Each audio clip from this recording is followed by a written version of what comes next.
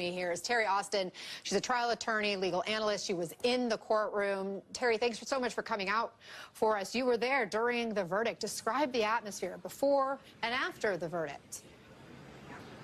I've got to say, Anna, I've never seen anything quite like it. That room was quiet, and the foreperson read off the answer, and the very first answer was not guilty for that RICO conspiracy charge. You did hear some people, despite the fact that the judge said, we don't want any outbursts, there were several people on the defense side who just gasped. But it was a quiet gasp, but it was a gasp just the same. Then when they went to the second count for sex trafficking, and we heard another not guilty, I think also there was another gasp. People were shocked that you had those two major crimes, those two major charges, and you came back with a not guilty. As you know, there is a life probability there, and for that to be off the table was major. The two counts that were guilty were the Mann Act, and that's the transportation to engage in prostitution. And that all along I have said on it is something that's going to be very difficult not to find a guilty verdict. All it requires is transportation of those escorts over state lines, over international lines, and the payment for a commercial sex activity, and they had that.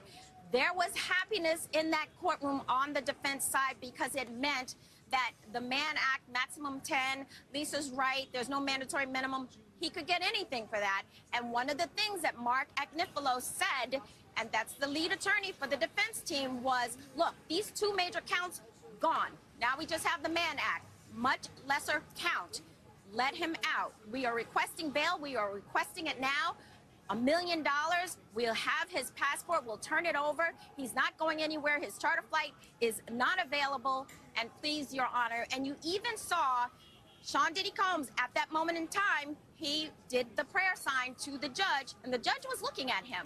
And so they are really hoping that he gets out on bail at some point today. They're putting in the papers, as we said earlier, for the argument on both sides. So we should know later today.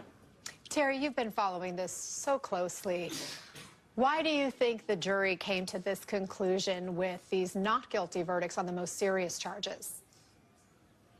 Well, I do think, perhaps race and gender of both teams may have had a factor in all of that. But I think the bottom line is that RICO charge is hard to prove. These are unindicted co-conspirators. They're not there in the room. You're talking about people who are the chief of staff, KK. You're talking about the head security, D-Rock.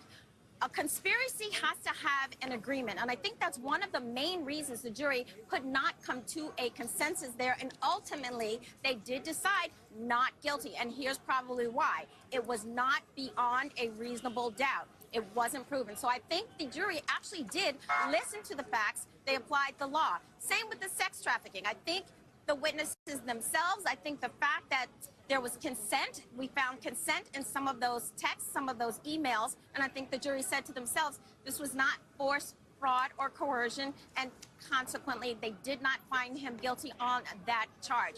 The Mann Act, they followed the law, and it was pretty hard not to find him guilty on that. So all in all, Anna, I do think that that jury was very smart. They paid attention. They listened to what evidence came in, and they listened to the law. I think it's a fair verdict.